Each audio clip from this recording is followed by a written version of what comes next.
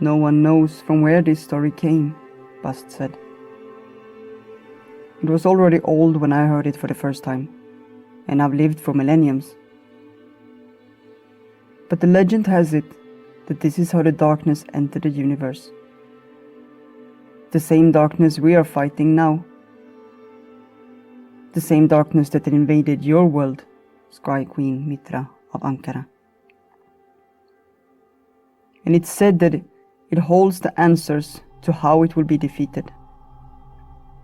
So sit down, and I will tell it to you, as my ancestors told it to me. A long, long time ago, the darkness came to this universe.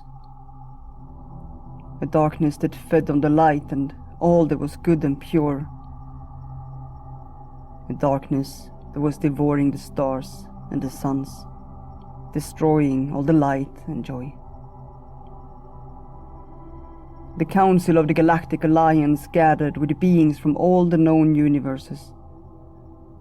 They searched for a way to protect the universe and the beings in the lower planes. They searched for a way to stop the darkness from spreading. And so they cast spells and weaved the net. They sent power and healing, but to no avail. The darkness kept spreading, and they couldn't stop it from devouring the stars and the suns. And when all the light was almost gone, the council gathered once again. They said, "Enough! It's our duty as beings from the higher planes to protect the universe and to spread the light. We need to stop this darkness. We need to end it, whatever the price will be." And the star stepped forward and said, "I can do this. I will find a way." And so, Ze began to gather an army, calling all the beings from all the different star systems to come to their aid. Many of them responded to Ze's call, and they began to prepare for battle, to face the darkness one last time. It was a battle they didn't hope to win, but they couldn't let despair stop them from doing what they believed to be right. And so they set out, and the battle began. And the Galactic Alliance fought with all their might, but the darkness was strong and they couldn't destroy it, couldn't annihilate it. As time went on, the star became desperate, and Ze decided to do the last act Ze could. Ze would go to the heart of darkness and stop it there, to whatever cost. It was Ze's duty, as a being from the higher planes, to protect the universe. And so, Ze set their attention, and the spaceship began to accelerate to the center of the darkness. But just as Ze almost collided with it, the ship bolted, and Ze fell to their knees, and everything went black. When Ze woke up, Ze was in a place he'd never seen before. Ze shook their head, still dizzy from what must have been a fall. What just happened? Ze thought. Around them were hills, mountains, and shrubs. Something Zed never laid their eyes on before. Confused and lost, Ze thought to himself, "Am I dead? I should be. But I don't think I am. Where am I? And what is this place?" Ze gathered all the powers from within, trying to teleport himself back to the battle. But nothing happened. Ze tried again, but the hills and the mountains stayed the same in front of their eyes. "I can't go back," Ze realized. I'm stuck here, in some unknown world. Fury rose within Sem at the thought of it. How could Se, a being like Sem, be stuck in a world like this? But then Se remembered himself and calmed down. This was no way to behave for a conscious being of a higher plane. And Se began to ponder what could have happened. I must be in some other part of the universe. A part I've never visited before, Se thought. And it's not as pure as our universe. It feels dense and primitive, unclean. Se shuddered at the thought of being stuck in such a place. Loathsome. But wait, Se thought. If this world is still here, it means we won. We must have defeated the darkness, at least for now. The thought comforted them. They had done their duty and protected the universe from the darkness. They had done well. And that this was the price to pay, being trapped in this lower plane for an eternity. So be it. Their thoughts wandered to home and all their friends and realized that they were fading from their memory. They knew it happened when you descended to the lower planes. But they tried to hold on to the face of their friends as it slipped through their mind and disappeared. Soon, none of them remained. Fury rose within Sem again. They was trapped in a disgusting, dirty world with no way of returning home. And they couldn't remember their name either any longer. No, they reminded themselves. This is no way to behave for a conscious being from the higher planes. They took a deep breath, and then took comfort yet again in the thought that they had done their duty. They had saved the world, and if this was the price, they was willing to pay it. Decision made, they began to walk, not caring where to. The sun was setting in the sky, but they didn't care. This was just a dirty place they would have to get used to living in. After a while, they saw someone walking in their direction, a woman with a basket in her arms. The star almost looked away. Would they have to meet one of these low-living beings too? Wasn't it enough to just live in this world? The woman came over to them and said, "I don't recognize you. You don't look to be from here." She seemed to be a friendly and curious person, but the star ignored her. They didn't have anything to say to a being like this. What did they have in common? But the woman kept talking, full of enthusiasm. "You're a star, aren't you? A fallen star. I saw so many last night. I believe you're one of them. You must have landed here. You must be lost." "I'm not lost," the star replied. "And you can talk," the woman said. "You understand what I'm saying." "I'm Asar," the woman continued. "I live here in the summer months, collecting herbs." And she pointed to the basket that was full to the brim of freshly pricked greens. "I'm a healer, you see. I help people." And she reached out and took the star's hand and then cried out, "Oh my, you're so warm. I always thought the stars were cold, like the night. But you're not. Who would have thought?"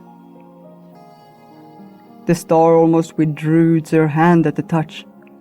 A low-level being daring to touch them. Disgusting.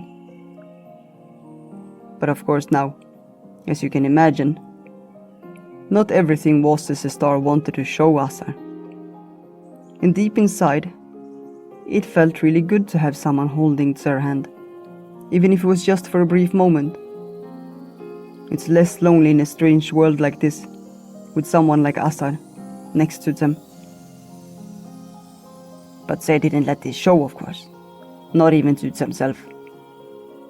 They tried to focus on their duties, of finding a way back home and continuing the battle with the darkness. It's getting dark, Asar said. Come with me to my hut. You can't be here by yourself. And the words slowly sank in, and the star realized that not only would they have to stay the night here, but they really had to stay here for longer. They wouldn't go home. They were stuck in this world. The thought made them shrink. After that, they let Asar lead them back, holding their hand as they walked. The star tried to put on a face of being fearless and pretended that Asar's hand in Zer didn't comfort them. But deep inside, they was confused, lost, and afraid. Asar led them to their home, a summer hut, with drying herbs hanging from the ceiling. She gestured for the star to sit down by the table and said, I will prepare you some food. You must be hungry. You've fallen a long way. The star did as Asar bid them, but didn't say anything in reply. Instead, they repeated quietly to themselves, I'm still alive. We must have won. I've fulfilled my duty. When the food was ready, Asar served them, but they only looked at it with a disgusted look. They didn't need to eat in the higher planes, and the thought of putting something in their body repulsed them. But Asar gestured to the food again, and the star realized that in this plane, they wouldn't survive if they didn't eat. So for the higher good, they began to spoon food in their mouth, nourishing their body without tasting it. When they'd finished, Asar couldn't contain her excitement of having such a strange being in her home, and she asked, So what happened to you? Why did you fall? And why did you come here? But the star didn't reply, just looked out of the window, ignoring Asar. But Asar felt that Ze was troubled, and she was right, of course, because the star felt lost and confused in this strange world, far away from anything Ze knew. Ze longed for home and was afraid that Ze would never be able to go back. So Asar went to sit next to them. She took their hand and then hugged them, holding them in her arms. And the star let it be, neither withdrawing nor embracing Asar. But deep inside, there was a light glowing, a feeling of not being so alone in this strange world. It felt good to have someone next to them, caring for them. Soon, Ze started to cry in Asar's arms, and all the worry and fear fell down their cheeks with the tears. The war, their responsibility to stop the darkness, and the fear of being stuck in this world. Everything came out and fell down their face. Asar stroked their back and said, You will find a way, don't you worry. It will be okay. But I can't go back, the star said. I don't know how to go back. And then Ze murmured to himself, But if this is the price for our victory, I will pay it. Asar heard them and asked, What victory? What are you talking about, and where did you fall from? How is the life of the star in the sky? What does it look like? So the star began to tell her about the darkness and the Galactic Council and the war, about the battle and how Ze had woken up in this world. Asar held them in her arms, letting them cry and talk. When the star had finished, Asar said, Well, now this is your home, And you said that you were looking for a way to stop the darkness. Maybe that is the reason to why you came. Maybe the answer lies in this world." And the star reflected on what Asar had said. Maybe she was right. After all, stopping the darkness had been the last intentions he'd set before landing in this place. Maybe these lower dimensions held answers, and it wasn't a punishment to be here. It made sense, somehow. Soon afterward they went to bed, and Asar still held the star's hand as she fell asleep. But the star couldn't sleep, and Tse lay awake thinking about the answer that was hidden in this world. But Tse couldn't find it, and in the end, Tse fell asleep as well. The next day, Tse began to help Asar in her work, and she showed them how to collect and dry the herbs and give healing with them. And the star realized that even though Tse's magical powers were gone, Tse could still heal others. Tse could still help. So Tse continued to work with Asar. And days became weeks, and weeks became months, and Tse kept helping Asar. No answer came to Tsem for how to stop the darkness or find a solution to the war. And when the autumn was almost over, Tse decided to return to Asar's village with her. They had found love for each other in the months since the star had come, and they wanted to be with each other. They kept working together as well, and the rumors of their healing skills began to spread. First to the neighboring villages, then to the next one, and the next one. And soon, people from the whole country came to the star and Asar to receive healing. As the years passed, the star thought less and less about their mission to fight the darkness and find a solution. They almost forgot about it altogether, and instead enjoyed living a life on this plane, being with Asar and helping others. And together they grew old. Then, one day, many years after the star had fallen to the lower planes, Tse was preparing herbs when Tse heard a noise outside. Tse went to open the door, and outside stood a lion. "My heart is glad to see your face. We've been searching for you for many years," the lion said. And suddenly, all the lost memories returned to the stars. The darkness, the war, and how Tse had come to this plane. And Tse realized it failed.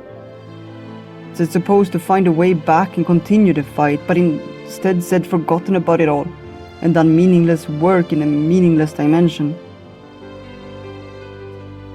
Tse began to cry. "What is happening, my child?" the lion asked. And the star told him about their life and how Tse failed by forgetting their duties and obligations. "No, my child, you didn't fail us," the lion said. "Because of your actions, the darkness has stepped back, and we are closer to winning than ever." The star stopped crying when Tse heard the lion's words. "But how can that be?" Tse wondered. "I didn't do anything." "You began to care for this world. That was the answer you were looking for this whole time. You being here was the solution to the problem." "But the work was pointless. It was nothing compared to the war," the star protested. "Oh, my child, it meant something for the ones you helped. It made a difference for them."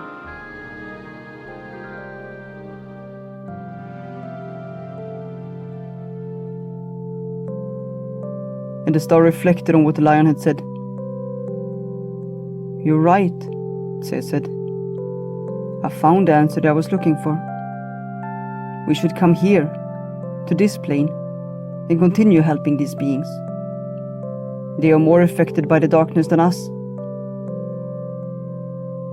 "You've chosen wisely, my child," the lion said. Now, come with me. I found a way home for you. Come, and tell the others what you found. But the star turned and looked at Assar, who stood in the doorway behind them.